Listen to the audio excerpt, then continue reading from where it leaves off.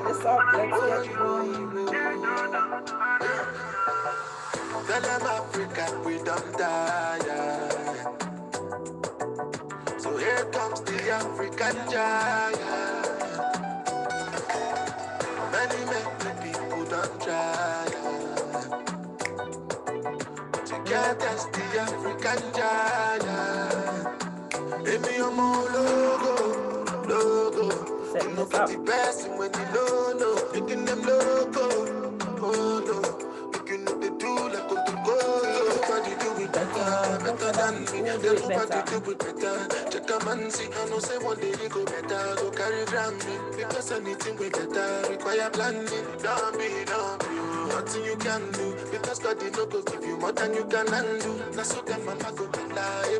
I got caught up reading an article. I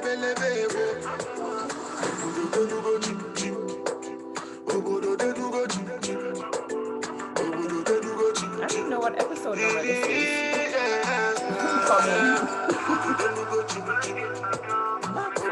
Nobody must be fine. Go put 5.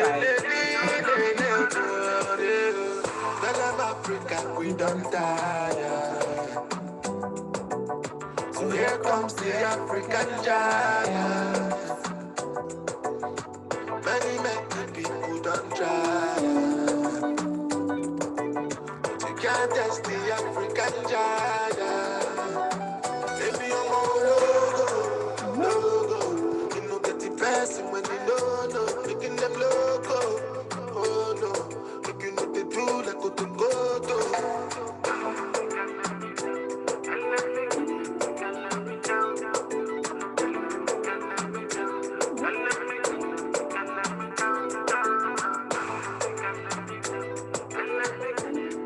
Hello, Burna Boy. You probably heard that already. Whatever. Listen to Burna Boy with me. Yeah. Setting up to go to Facebook Live. 2 minutes past the time. That's okay. Here we go. Yeah. All right. Here comes the African giant. I just have to check it up, make sure it's set up on my phone so I can see anybody that joins me here. Welcome. It's another Sunday. Critical Conversations with Monique, coming to you from Calgary, Alberta, Canada. Valentino!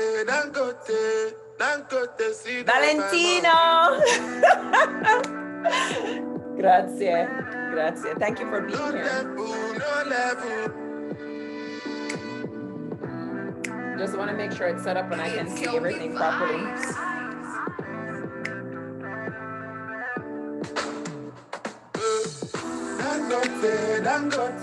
Dangote, see they buy money.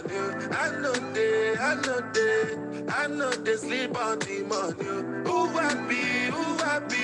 Where make I no go buy money? Hi, Ben. Me at the hustle, don't check up. Getting ready. What are we talking about today? Let's show you my color. Alright. Internalized anti-blackness and internalized racism. Chill out with Burna Boy for a bit. I'm coming. Hi Lisha, how are you? That's my cousin. When I strive and I hustle. Waiting at the buy. Kaluba they buy. When I move from place to place. Waiting at the buy. Now the dollar they buy. And I don't do yes. I don't do yes. Many people don't tell me no.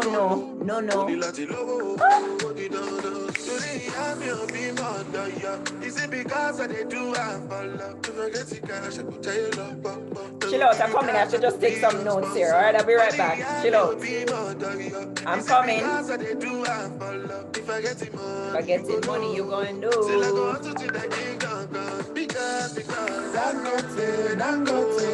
I want to read this one. I know they sleep on the money.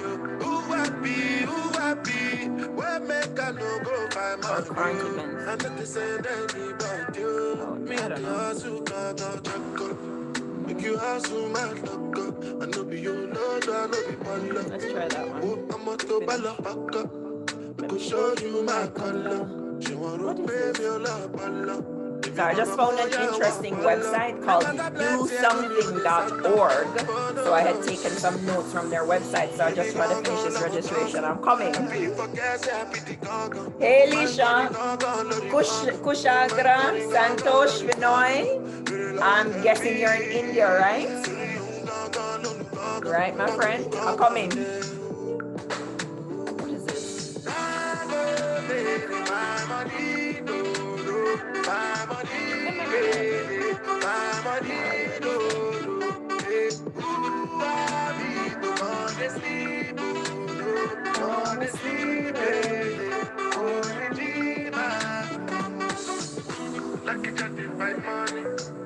Mateo, hi.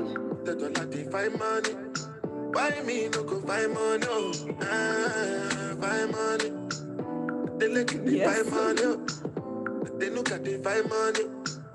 I'm coming. I'm gonna start now shortly. I just want to finish this registration, but I have to respect the time. I said I'm gonna start at 10:30, so I'm here. Why me no go find money? They're all perfect. I have some friends over here already. Perfect.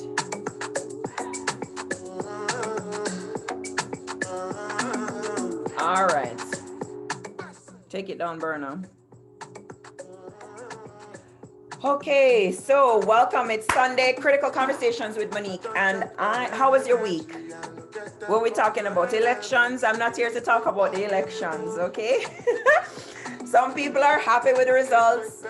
Other people are not happy. And we're still here, all right?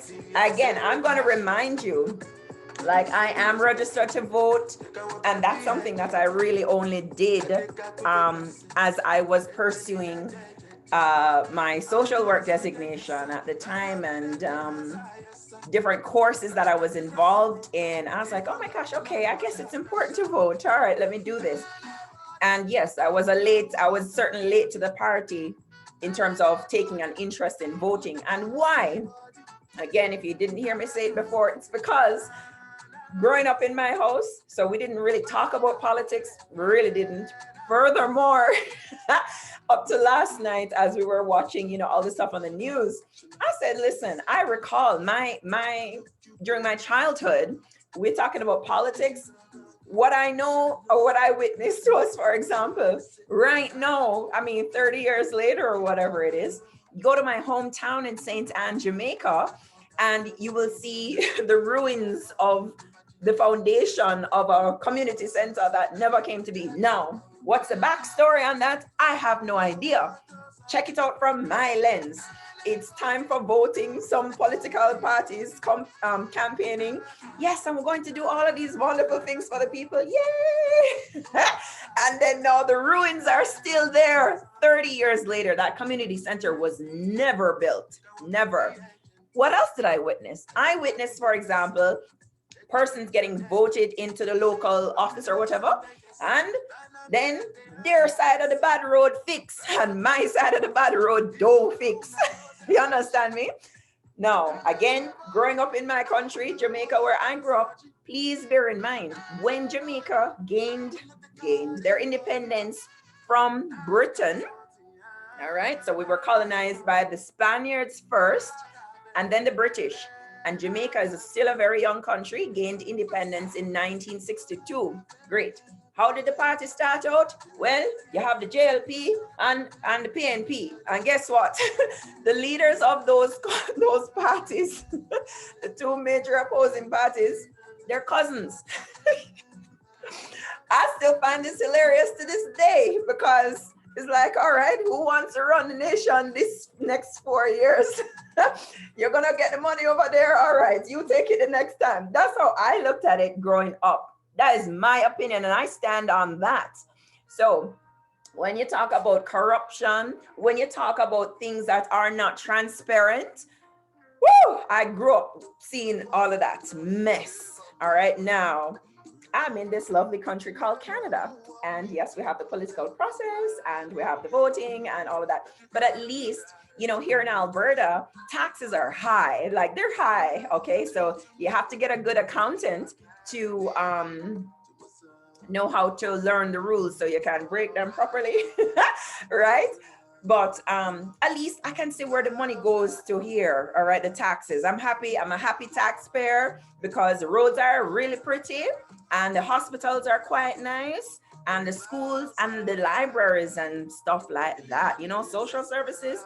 I really appreciate it. So, anyways, I digress. I am not here to talk about the elections that we just witnessed down south to our neighbors in the United States. That's not why I'm here. Some are happy, some aren't. Life goes on. Here we are today on Critical Conversations with Monique. I'm still working on my list, my little cheat sheet list. Okay, so it's from the Black Physicians of Canada. Again, I don't remember who shared this with me, so I apologize if you watch this video. You're like, Monique, it was me. I sent it to you, and you didn't big me up. Well, me never remember who sent it to me. All right, Bob Ben, Natalie, salut, comment ça va? Okay, so now I've been going through this list, and today we're talking about internalized anti-Blackness, but not just internalized anti-Blackness. Let's just define internalized racism and anti-Blackness. All right, great. So what's internalized racism? Here's a little definition that I found this morning. Yes, because I just prepped this morning. Internalized racism. So this was posted by Adelphi University. Not familiar with them, but hey, it's up on the web. There is a whole course that they have. And internalized racism. Now we have to know that this leads to the support of dominant and supremacy culture through ideas, attitudes, behaviors, beliefs, and social interactions. Some people just feel so they're better than other people. But why? It don't make no sense, right?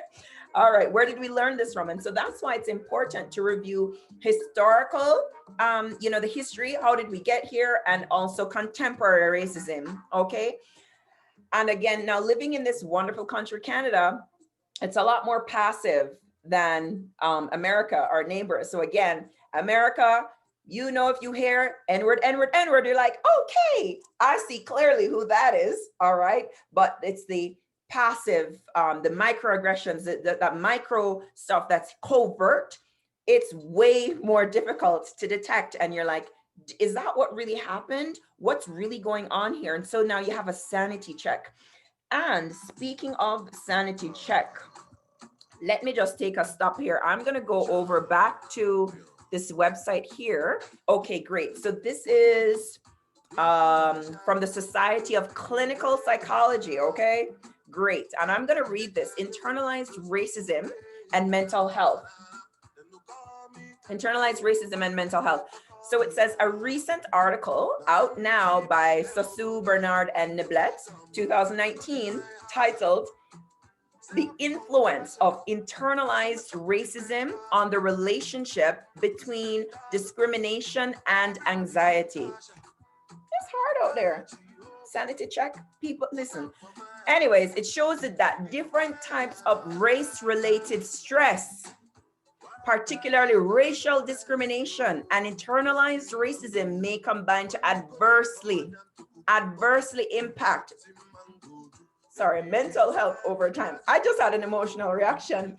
And the reason why is because I don't know if you guys have seen Van Jones on the CNN clip just last night or whatever. The man was bawling on national TV because it hurt. I mean, when you think, sorry, whoa, I don't even know if I can talk about this. When you see, when you witness these things, it's, for me, it's not like I'm witnessing something at distance and it has nothing to do with me. Recently, a couple weeks back, or whenever when I heard the news about that local lady here in Calgary that was thrown to the ground, like she was in handcuffs and she was held at the collar and slammed to the floor by the police officer, I broke out crying. It didn't happen to me personally. I don't know these people, I'm not related, but it could have been me. It could have been me. I identify as Black. I identify as African descended. This stuff matters to me. It matters to me. Just as you seen Van Jones bawling on CNN, right? He, obviously has a very, well-paying job. Let's just call it that, right? I'm sure he's living a good life, but he feels it deeply. Okay, he feels it deeply, as I do, and I don't make any excuses for it. And don't tell me to calm down. Don't tell me to calm down, because it shows that you're trivializing these experiences. Okay, don't tell me to calm down. Great. Now, I'm just going to continue here for a little bit now, as we were going through this whole topic of internalized racism. Now, it's for, well, I will continue to say that if everyone, especially persons who identify as white, should be among the first saying Black Lives Matter. Okay, so again, it's not to say that all lives don't matter.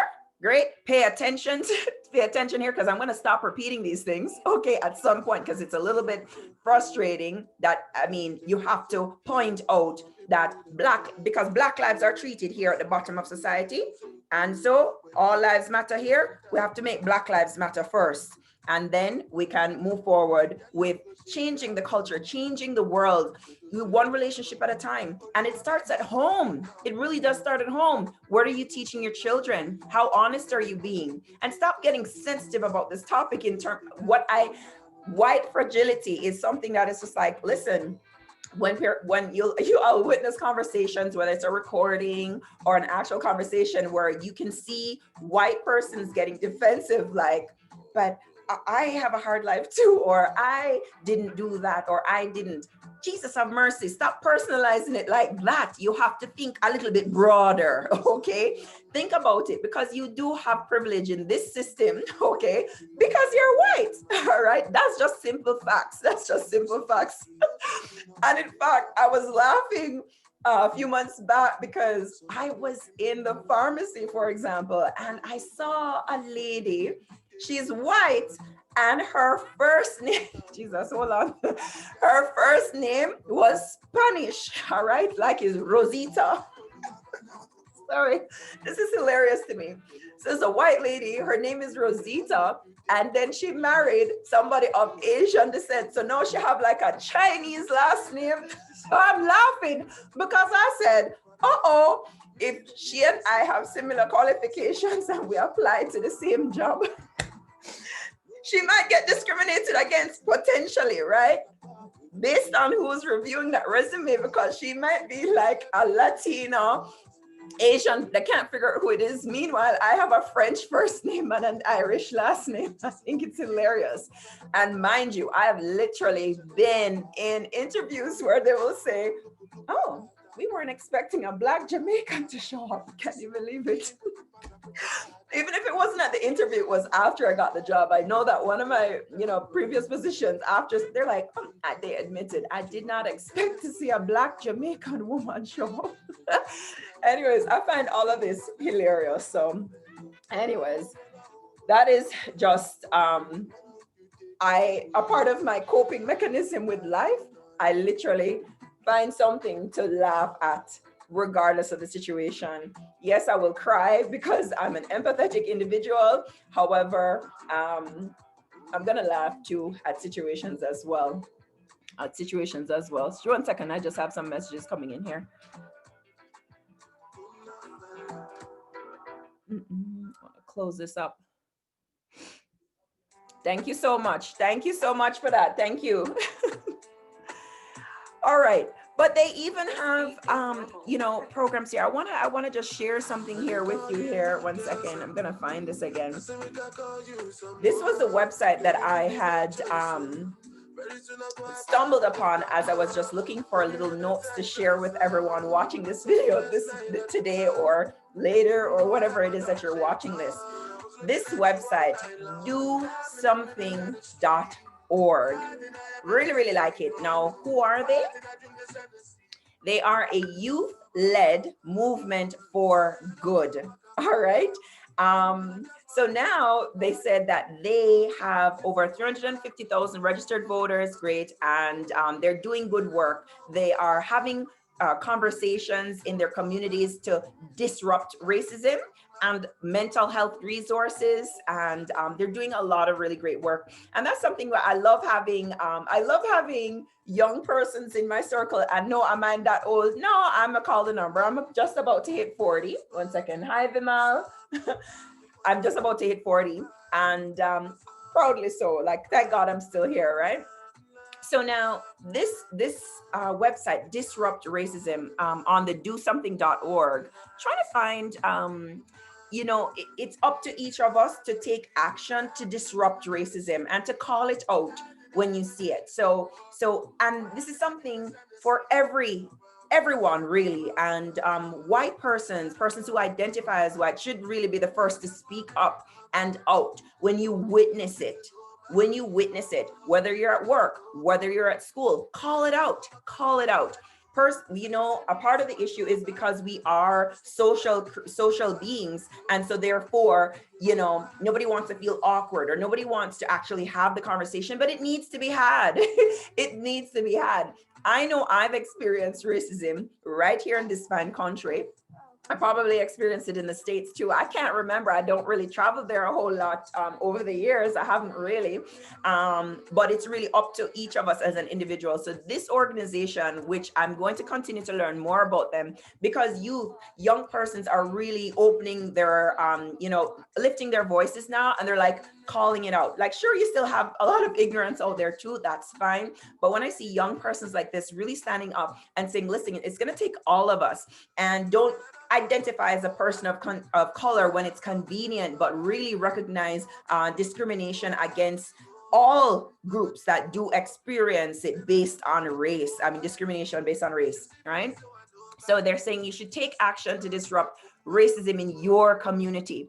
And so they have a whole thing here. I'm going to read this. It says, a recent wave of worldwide protests sparked by the killings of George Floyd, Breonna Taylor, and Ahmaud Arbery, among many others. Because that's the thing. So many persons we've all seen the news. We've seen these lynchings on TV. Like, I can't even, if you're in touch with me, you're going to know that I really don't really watch the news. I really don't, because it's mostly too toxic. I can't take it. I'll watch every little clips, here and there, something bubbles up that's of interest, but otherwise, no, I'm not really interested, right?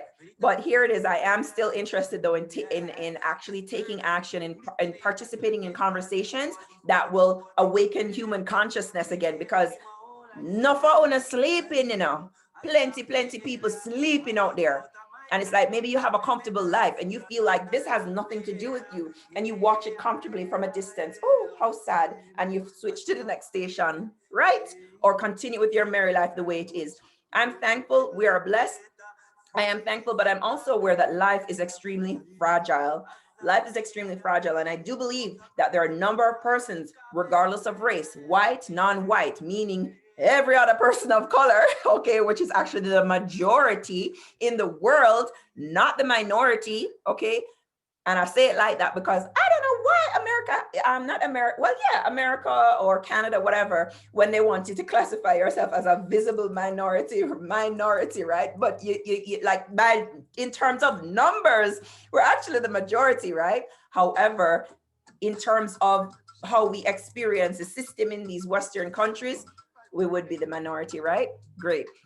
So again, I digress. It's back to this website here, dosomething.org.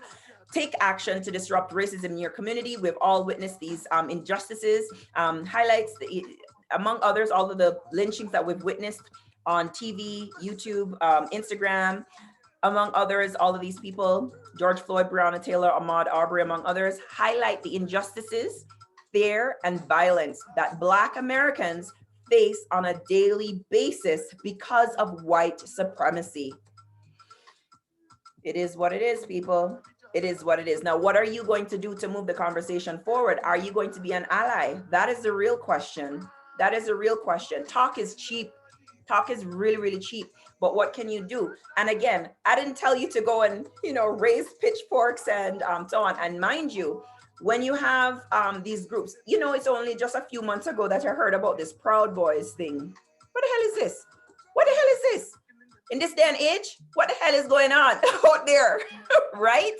And so that's why when I see Black power movements that are just as angry, like, listen, you coming to kill us? No, we're going to get our guns too. They're going to respond. Violence with violence, right? I'm not supporting that type of violence, that extremism. I'm really not. But I'm not surprised when I see it either. And nor should persons just lay down and just take assault on their family and their communities, right? So what are we really going to do about it, right? Let's have the conversations and let's admit when you're goddamn wrong. When you're wrong, you're wrong. When you're wrong, you're wrong. If you said or did something to offend the other, you call yourself on it. Let's learn to be honest. Let's return to humanity. God damn it, are you an alien? Right? Jesus Christ, when you're wrong, you admit it. And whatever the heck is in the back of your head. There is amazing film on Netflix. Geez, peas. I can't remember. Oh God, now I called it up. I can't remember. I have to find it. But it was a story of, oh my gosh, now I have to find it. But basically they were looking for, in the States, I can't remember the actual state, and you had this leader of the KKK, and he was broke as a joke, and but he was still he had this internalized racism and internalized anti-Blackness so deeply rooted within his spirit that he just hated Black people. And so here was this woman, and you know, she was lifting her voice and trying to raise her community and get equal rights. I forget exactly what the situation was. Ultimately in the story, because this is like a feature-length film depicting real life events, and ultimately they became friends. And I've seen many stories like that, when you can have the aggressor, okay, and the oppressed, okay, to actually find a common ground through understanding each other and, you know, seeing our commonalities actually, okay, if we can remember the things that keep us common, but not trivializing the disparity at the same time. We got to acknowledge it is what it is.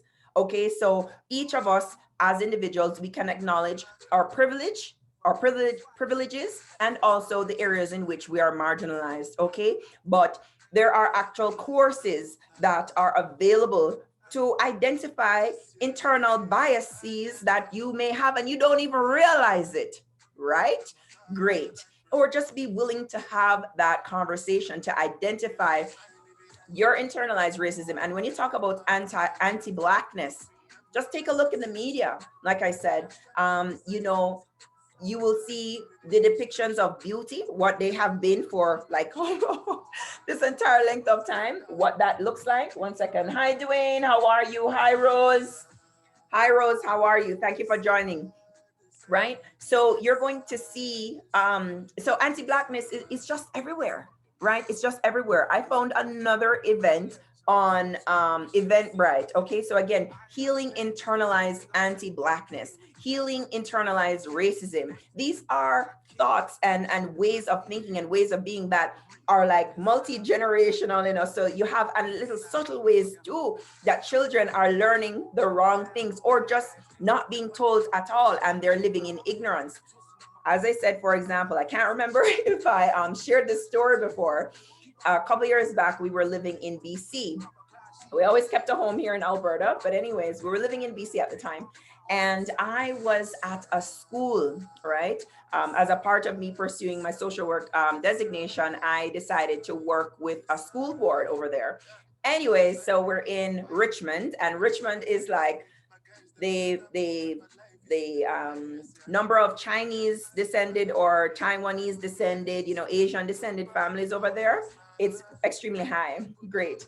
So then I'm on the playground, I'm watching these kids, and one actually is staring at me, and he said to me something like, why am I so dark? Sorry. Listen, this is 2 years ago, right here in Canada, right? 2 years ago over in BC.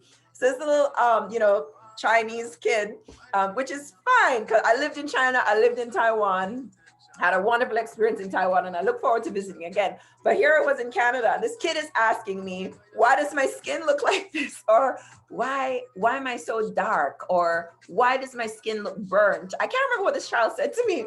So I said to the child, it's because I'm made of chocolate.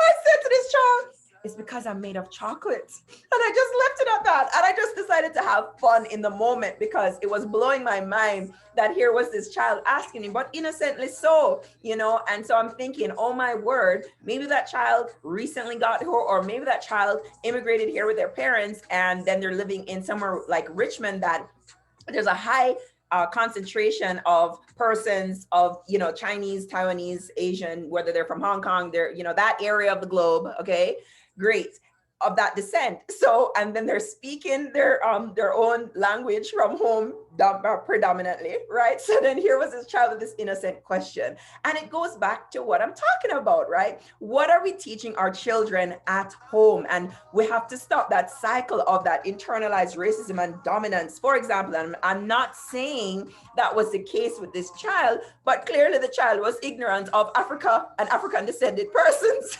right? The child looked at me and said, why is my skin so dark? Right? So anyways, it is what it is, but we all do have a responsibility to call the shit out when we see it. Just call it out, all right? And then if you can, you know, do your part to educate the other and to enlighten the other, all right? And that's the only way eventually, hopefully, somehow we can have a glimmer of hope that maybe another few generations from now, we can get rid of this damn racism thing. Foolishness. 500 years of this foolishness, right? 500 years, right? But we have to start somewhere and we can do that together. We can do that together one by one, but we got to call it out for what it is. We have to call it out for what it is. One sec. I'm thirsty now, y'all.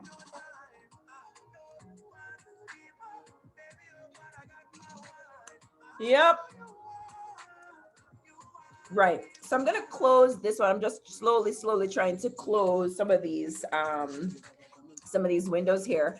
And I want to share again, this is one of my favorite quotes. I'll probably post it a little bit later. You know, why am I taking the time to have this conversation? Right. And if you're feeling uncomfortable about me sharing this conversation, you got to ask yourself why. Because if you have an issue with me talking about these things, then that means you have an issue with me. Okay, because I identify as Black. Again, pay attention. All right, maybe you know some persons who also identify as Black or African descended. So James Baldwin, if you recognize the name, he was noted as saying, not everything that is faced can be changed, but nothing can be changed until it is faced. These are conversations that we have to have, okay? And again, I've been an advocate for, again, social injustice since before I even knew what the heck that meant. Then they let me into their fancy schools. So now here we go, here we are. And that's why I'm happy to be here every Sunday morning. And I'm gonna share about different issues that are affecting us, whether it's, and even from a historical context or from contemporary, what the heck it is that we're witnessing. Just turn the television on, step outside the door, take a look, go and experience the world around you. And you know what's interesting, what's very interesting to me is actually, I'm gonna share this story because I do see that it's after 11. I think it was back in August, at the end of August, right? So I can't remember if I shared the story here, so please forgive me if I did. But I was flying from Calgary to Edmonton. Great.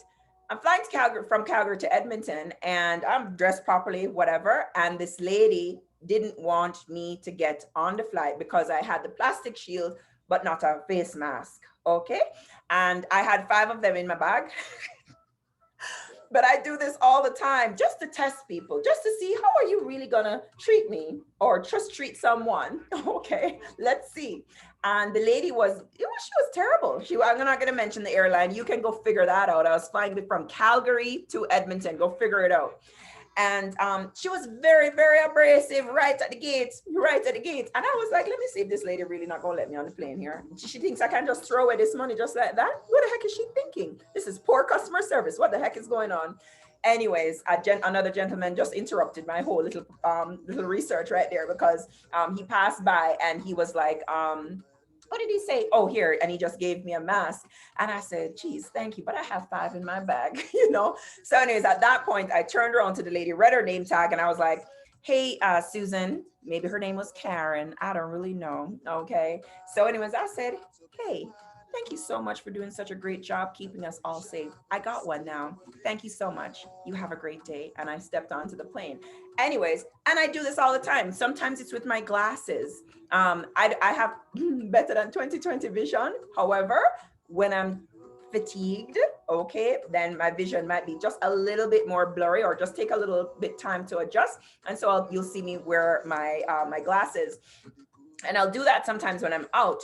Just, you can see, I don't know if it's persons are in jobs that they don't even like to begin with, or what the heck is going on out there sometimes. But persons in customer service or customer facing roles, man, some of them really need to just go find another job, or go lift the boxes at the back or something, because people can be quite rude out there, quite rude. And I don't understand it, because I've held many different roles, but no matter whatever it is that I've ever done, how I was raised is to do whatever it is that I do to the best of my ability. Okay, to the best of my ability. And so I find it's puzzling to me when and especially because growing up in Jamaica, growing up besides the family that I come from, very warm, very open, we have let strangers in, and I don't want to do that anymore. I'm sorry, because I let some vampires into my world and they're not good. So I have to show them the door quite nicely. Okay, thank you for your time here. Bye bye. But I come from this hospitality, this space of hospitality, and the space of welcoming persons, and the space of curiosity, of learning about persons and other persons and cultures and languages, and where do you come from, and how is your family, and which family do you come from? It's a genuine curiosity on my part. Okay, so when I'm here now in this fine North America, and for example, and I'm navigating the world outside of my front door, and I'm in situations whereby, especially in this pandemic, oh Lord, it's almost as if persons have taken it as an excuse. Now they have their excuse to be abrasive. Okay, and it's puzzling to me, because you really have no idea what it is that persons are experiencing to begin with, and then there they go in a customer facing role, and they're being really rude and aggressive. And then now I have to start to think, no, well, geez, is it because I'm Black? Finally, I have to reach this point in some situations. Why is this person being so abrasive with me? Especially when I'm in the situation when I am witnessing others that don't look like me, that are, I'm gonna just paint this very clearly for you right now. Home Depot, I call the name. We're in a Home Depot location. I love Home Depot. Take it easy. Not trying to slander any company. Take it easy. Great. Where I'm in Home Depot with my dad. My dad is 71 and he's complying. He has on his face mask and I do as well. Then I happen to see a white couple, are probably the same, probably younger than my dad, but older than myself. And then I also saw some young other white boys, younger than me, and they didn't have on any mask. So then I kindly said to the lady in the store, I said, let me ask you something. How does this mask thing work? You know, is everybody supposed to have one on? I'm just a little confused here. Could you help me understand that? Smiling, of course. And so then she says, we can't force. That's what she said in this particular store. We can't force anyone to wear this mask, right? I said, oh, really? I said, well, then what's going on over there? I said, look at them and look at them. I said, do you know my dad standing here? He's 71 and he has some, bronchial issues. And here he is complying with the mask. What's going on? And I could feel the lady immediately, her energy was like this because she thinks I'm coming with black power, black, blackity, black. And that wasn't my point. I'm like, just calling very calmly saying, do you see what I see? Because it looks to me as if something's not right here. What's going on? And I had to, put her at ease because people get really like emotional really quickly. And I get it, whatever, but you're in a customer facing role. And I'm asking you a legitimate question here. Can you help me to understand what it is that I'm witnessing? Anyways, that's just one example when you see like, of why is the rule not consistent then? What the heck's going on, right? And it makes me wonder now, You know, that's when I really have to start to wonder what's going on. Then again, this whole mask wearing rule is, it's just really not consistent. Or I was in a different store, and the lady, wow, she was like a bulldog at the door. Get it, get it. I was like, okay, take it easy. You're still in a customer facing role. I understand that. But if you need to take a break, go take a break, because you're rude. You're being rude. All right. So there's this whole, you know, spectrum of personalities out there in customer facing roles. And you know what? Some of them actually do have internalized racism. Some of them actually do have internalized anti-Blackness. And so here we are now as African descended persons or other persons of color that have to be wondering, what the heck going on? What the heck is really going on? So it's back to the article by the, I lost it now, but by the social, whatever that Society of Clinical Psychologists, was it that I had open earlier? I closed it, sorry y'all. Where they are telling you how, you know, racism does have a negative impact on one's mental health. Come on now, y'all. You have to be constantly living and double checking and wondering, is that what I really experienced? Right? We got to stop it. And especially in this time, I mean, there's so many of us that have experienced financial losses, lost jobs. Just in the past 24 hours, I had 2 persons say, Monique, I just lost my job. Monique, I just lost my job. I says, oh my word. All right, let me talk to me what's going on, right? Talk to me what's going on. Then you have others that know that they are being treated unfairly or being marginalized in their role, right? In their job, no matter what level of professionalism that role, you know, is dependent on, right? These are doctors, or they are other, you know, I don't want to let anybody's thing out right now, but you understand me? Big professional people with high qualifications that are being marginalized in their roles, right? Incidentally, several of these persons now, they are persons of color. All right, what's going on? I don't really know. Let's take a look here, and we're not going to really ever know, are we? Right? But you know, it's like a constant sanity check. Did I just witness that? What's really going on? And so that's when we have to start to call it out. And I have done so in previous roles that I have held. I've done so in previous roles that I've held. Hi, Jesse. Because we'll have to call it out at some point. And I'm not, when I have called it out in the past, I'm not coming with a raging ball of fire to burn everything down. No, that's not what I'm doing. But it's a conversation that needs to be had.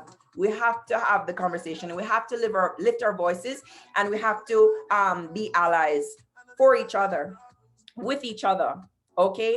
And a large part of that is listening. Okay.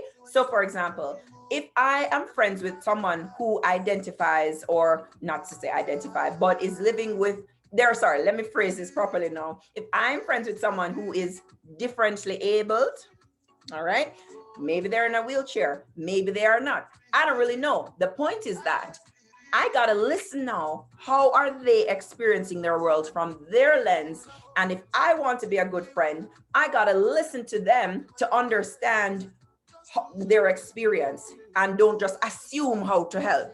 Right? We got to humble ourselves. We have to humble ourselves if we're really going to start to take care of each other and heal our communities and heal our society, our families, ultimately the world, right? Let's see if we can get there. I don't know if we're going to get there this lifetime, but I'm here doing my part every single Sunday because this matters. It matters to me, and it should matter to you as well. Unless you're an alien, I don't really know. Maybe you plan to, as I said, go to Mars with what the 2 guy them name, Branson and Musk. They're probably soon carry it to Mars. I don't know. I'm not going. I don't really plan to go. I'm gonna go back home to Jamaica eventually, right? And I'll live between Canada and Jamaica or something. I'm not going to Mars. So I have a role here to enlighten society again, enlighten those in my circle, enlighten those who come across, whose paths I cross. All right, we cross each other's paths. I have a mission. This is my life. All right, and with my life, I'm gonna help to shine my light. All right, and it should feel good. It should feel fun, but at the same time, when the heavy issues come out, boo, that's a part of, this is just a part of what it is. All right, it's like, it's as if not calling out racism or not calling out discrimination of whatever kind it might be is like everybody in the same room witnessing what happened and then ignoring it and just moving on to the next topic. Like the hell it didn't just happen to the victim of whatever the circumstance was. You can't slap me in my face and then just expect me to ignore that shit like it didn't just happen. It just happened, y'all, right? We got to have these conversations. Move past whatever emotions you might be feeling about it or whatever. Have the conversation. You can't call yourself a friend to me and not be willing to say, Monique, you know what? I heard what you said. And you know what? I so and so and so. Just have the conversation. By the way, if you're friends with me, I'm actually pretty easy to speak with, assuming I'm well fed. And I'm not cranky tired, right? I'm actually really easy to speak with. And it's a conversation. So for example, I have a really great friend, Carla. Carla, hi. She's up in Edmonton. I love her to pieces because, whoa, I get so emotional. I love her because here's this little blonde lady, blue-eyed blonde hair lady. And she was always so very kind to me and my family from day one from we met. And she always made time. She always made time, and I really appreciate her for that. She was always kind to myself, our children, Antonio, my mom and dad. She was always kind to all of us, all right? And we've visited her, we've been with her family here in Calgary when she used to live here. Now they have relocated to Edmonton. We've gone to visit her family. And at the height of this modern day civil rights movement that sparked in the spring, she and I are talking on the phone and she's like literally saying, Monique, you know, it was not just because she's my friend, but it was like a genuine conversation of how can I be better? Like, what do I need to know? What do I need to do? Because you don't know what you don't know. And I really love her so much more for that. Just having the conversation. And I believe that the most extreme white supremacist and the most extreme Black rights, I don't know what we call Black Panther, for example. I don't really know what the different movements are called right now. I apologize. I really don't know. But, you know, I think if at some point we could sit down and actually have a conversation and call our stuff out and call it for what it is and actually admit, yeah, that was messed up, and actually mean it, and then actually put the actions behind the words to demonstrate that, you know what, this is messed up and I really want to see how can we work together? How can we actually move forward? I really believe it's possible, right? I actually really do believe it's possible because like I said, I've seen, what you call it? Like go look up something on YouTube or whatever, right? Go and watch something on YouTube. You're going to see these conversations of persons that had intense racial conflict. Something was going on, and then all of a sudden they're friends now because they were finally able to see eye to eye and recognize the humanity in each other and both the privileges and the areas in which we are marginalized, right? Because guess what? Like I said, you have white people out there that are suffering, especially now in this great. Back to what I tried to say earlier, this pandemic, who hasn't lost a job? Whatever, bills not being paid, debt is stacking up high, whatever the case may be. And persons are like, oh my gosh, life is fragile. Oh my gosh, my castle is not as big and heavily protected and on solid ground as I thought or pretended to be or ignored for so long, right? And we're fragile, we're all humans, and we have to start to take care of each other, okay?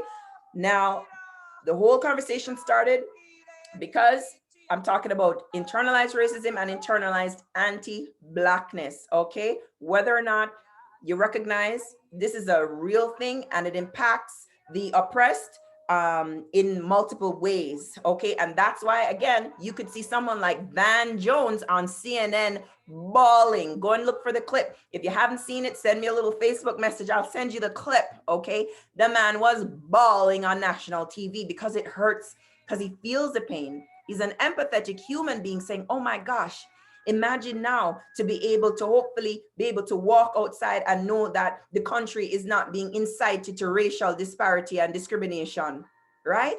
Nobody's calling the Proud Boys anymore, right? I was shocked when I heard some of those clips. I said, what the hell going on? What the heck is really going on, right? I don't get it. Meanwhile, all of us got bills to pay because they created a system of capitalism and many persons are suffering.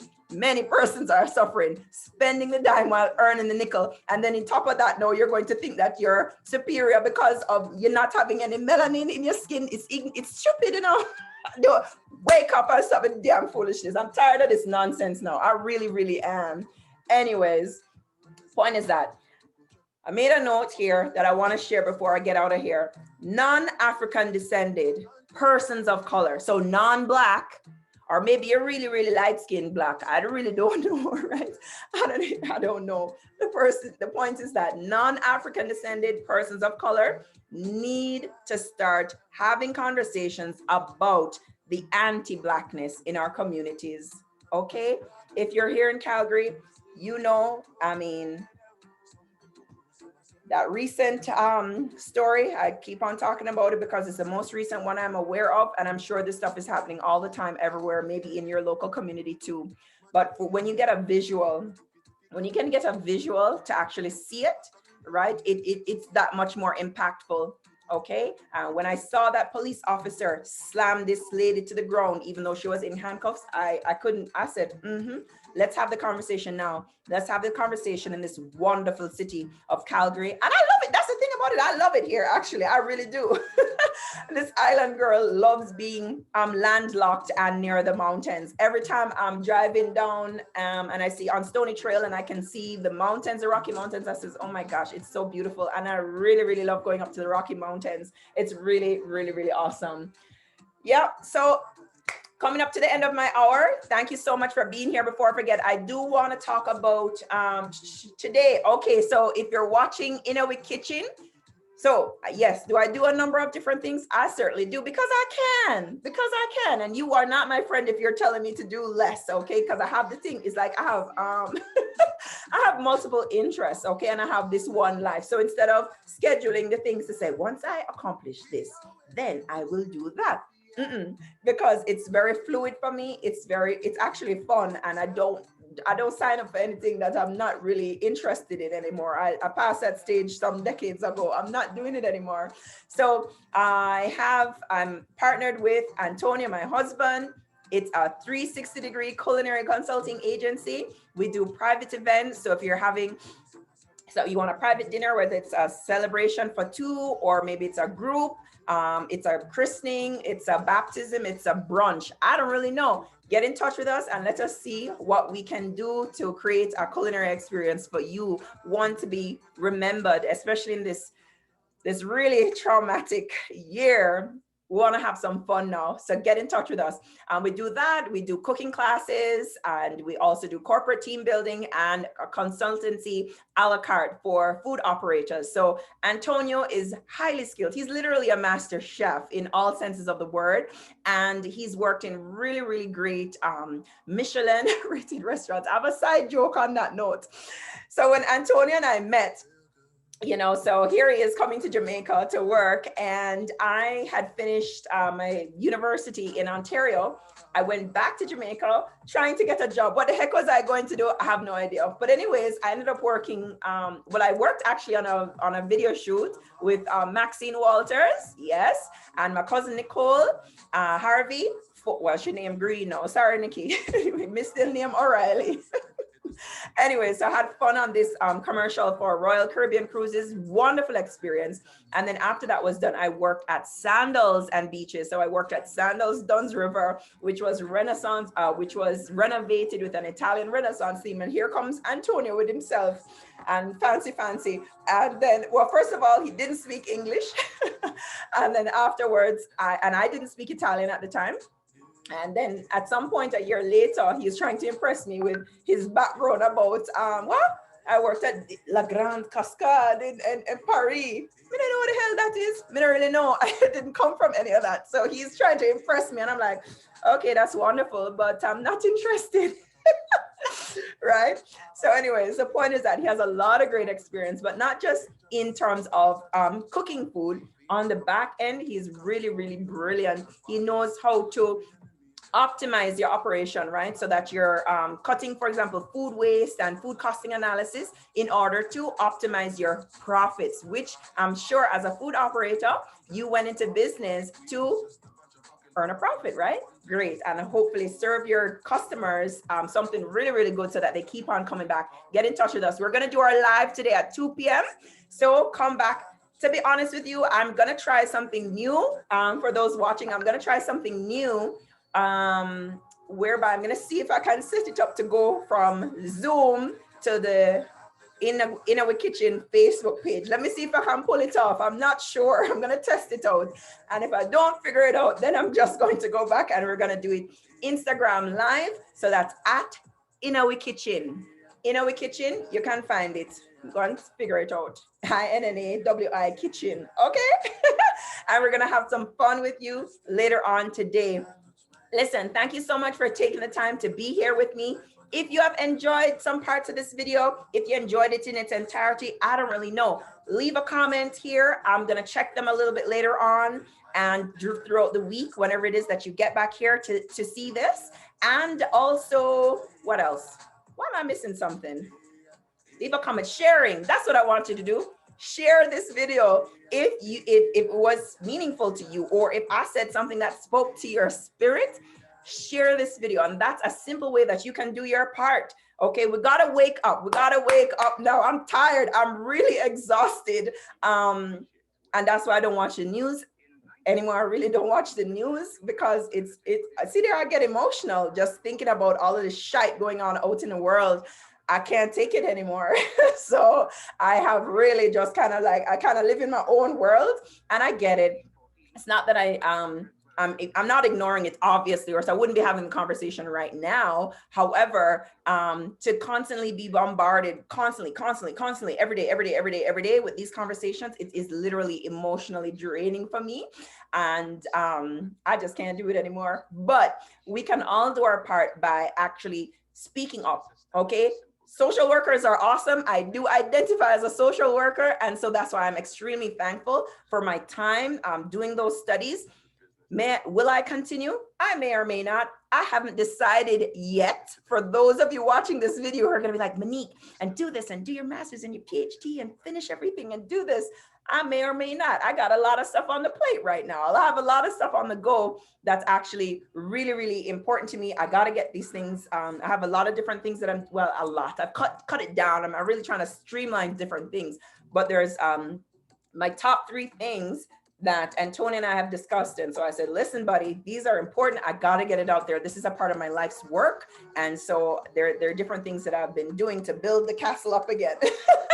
So again, thank you so much for taking the time to be here. Thank you for taking the time to watch this. If you have enjoyed it, please certainly go ahead and share with your friends and family. And I hope you enjoyed Burna Boy. I gotta play a song. I gotta find a song from him that I really like. Check it out. 1 second. And close it out. I have to find the album. Here it is. Here it is. I love this song. I love this song. I love this song. This is gonna close us out. I love this song. Listen to this one.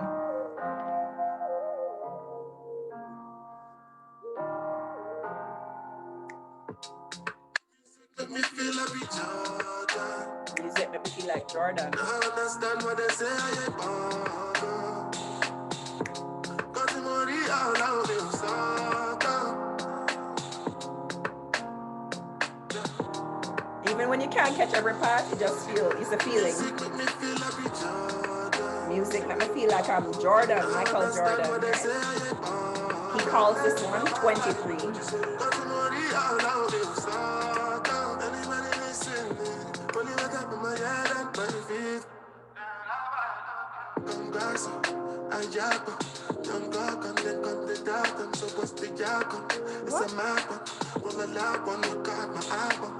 Record my album. I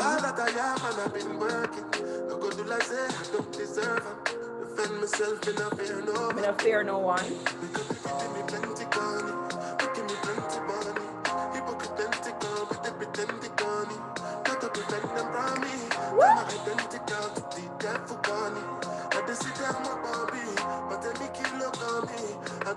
I'm gonna be all I can be, and you can do the same. Music let me feel like Jordan. Thank you so much for being here. Again, if you have enjoyed this morning's conversation, share it. All right, you can copy the link. You can share it. Share it on Facebook.